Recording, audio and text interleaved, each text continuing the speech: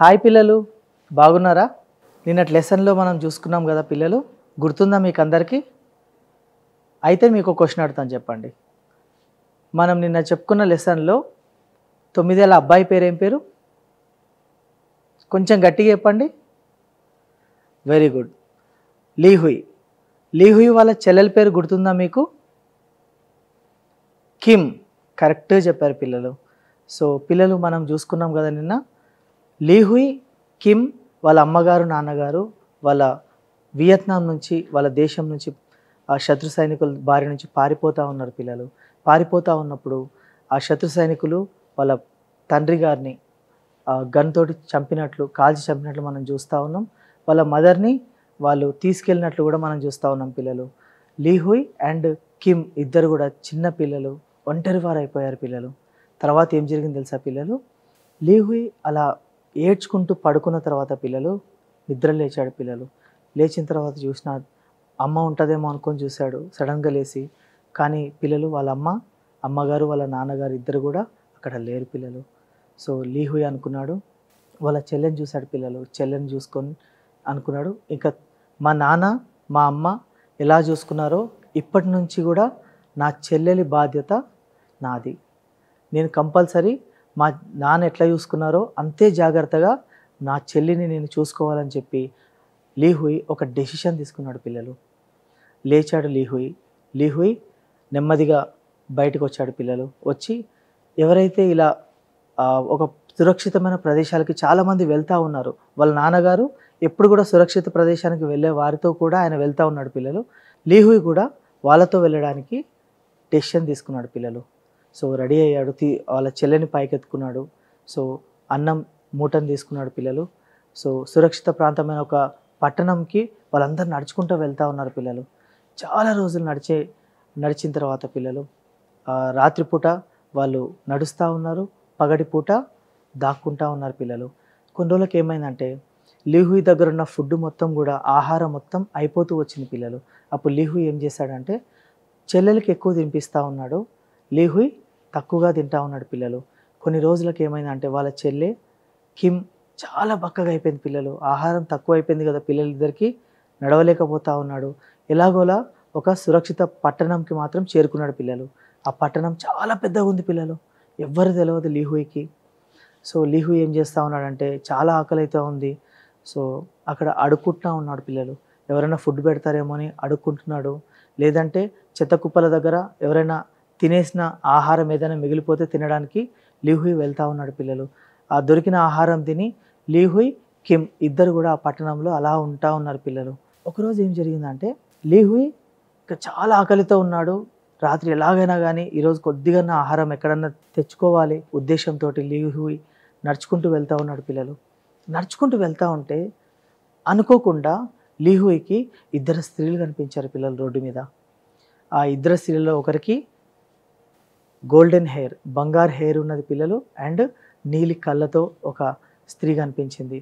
ఇంకొకరు వాళ్ళ వియత్నాం స్త్రీ ఒకరు కనిపించారు.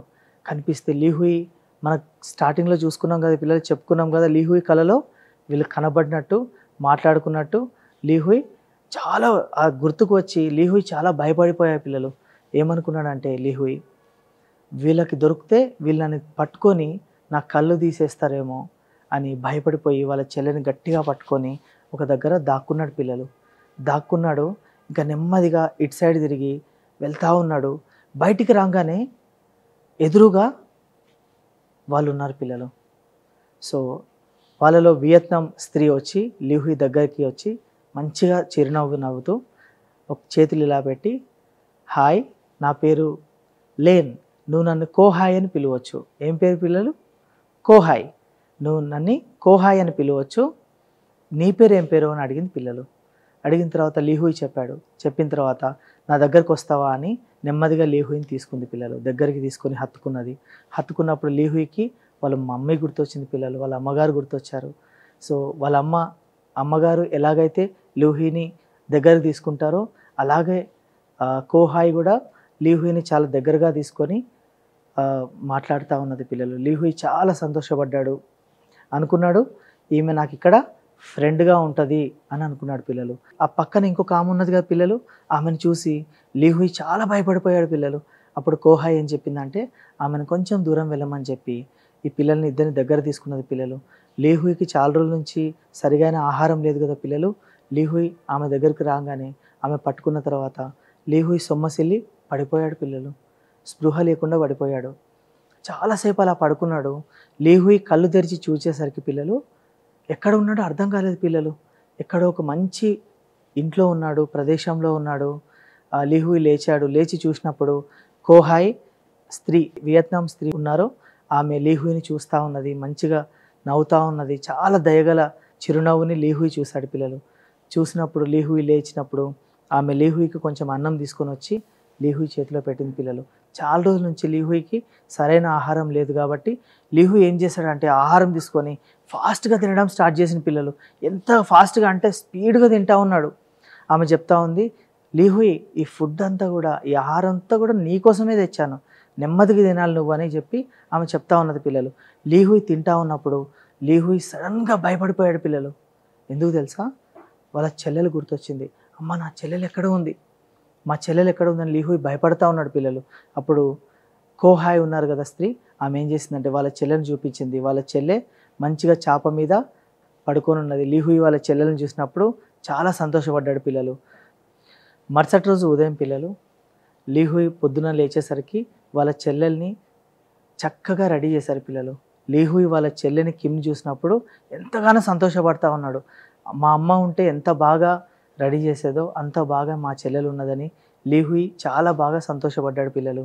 లీహుయిని కూర్చోబెట్టి వాళ్ళ పరిస్థితిని తెలుసుకున్నారు. తెలుసుకున్న తర్వాత కోహాయ్ గారు చెప్తా ఉన్నారు, లీహుయి దేవుడు నిన్ను చాలా ప్రేమిస్తూ ఉన్నాడు.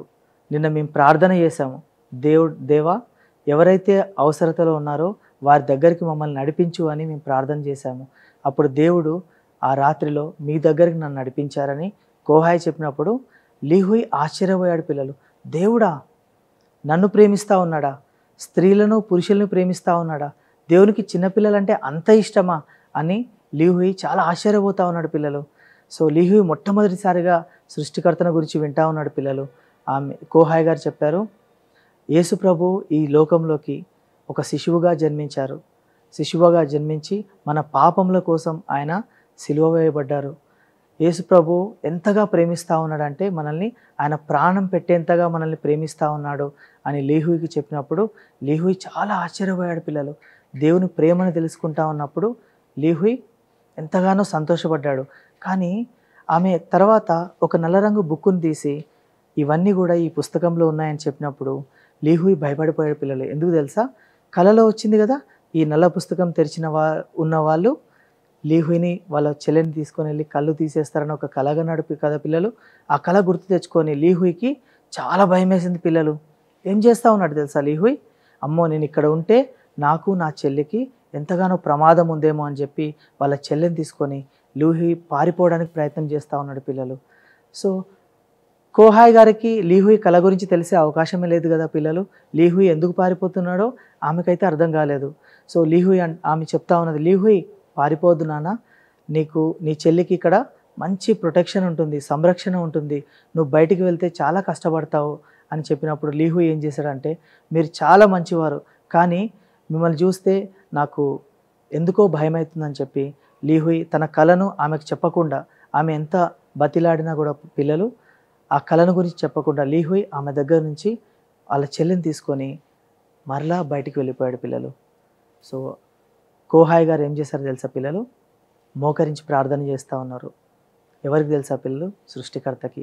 సృష్టికర్తమైన దేవా, లీహుయి కిమ్ మరలా తిరిగి రావడానికి సహాయం దయచేయండి. వారి పట్టణంలో ఉంటే వాళ్ళకి ఎంత ప్రమాదమో ఆమెకు తెలుసు పిల్లలు. ఆమె ప్రార్థన చేసింది పిల్లలు.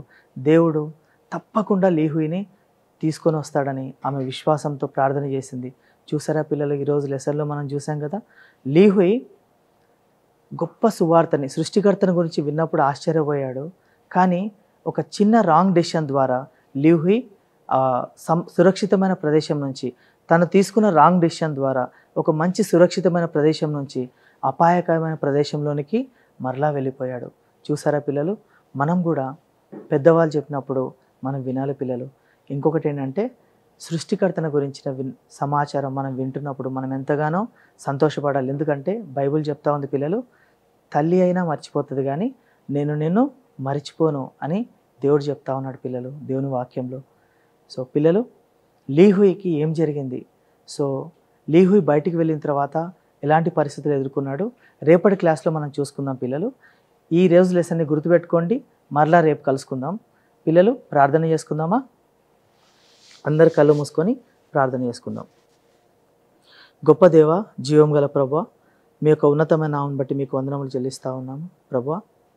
లీహుయికి ప్రభువా ఎలాగైతే సృష్టికర్తన గురించి తెలుసుకోవడానికి అవకాశం వచ్చిందో ప్రభువా, సృష్టికర్తన గురించి తెలుసుకోవడానికి అవకాశం లేని అనేక మంది గురించి ప్రార్థిస్తూ ఉన్నాం ప్రభువా. వారందరికీ కూడా ప్రభువా సృష్టికర్తన గురించిన సమాచారం వెళ్ళడానికి మీ కృపను దయచేయమని ప్రార్థిస్తూ ఉన్నాం ప్రభువా.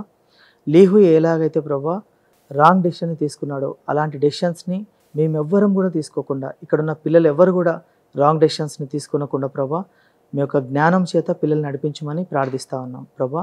ఈ పిల్లల్ని దీవించండి, ఆశీర్వదించండి, మీ మహిమ కొరకు వాడుకొనమని మమ్మల్ని మీ చేతులకు అప్పగించుకుంటూ మా ప్రభు రక్షకుడు క్రీస్తు పేరిట అడిగి వేడుకుంటున్నాం తండ్రి, ఆమెన్. బాయ్ పిల్లలు, మరలా రేపు కలుసుకుందాం. బాయ్.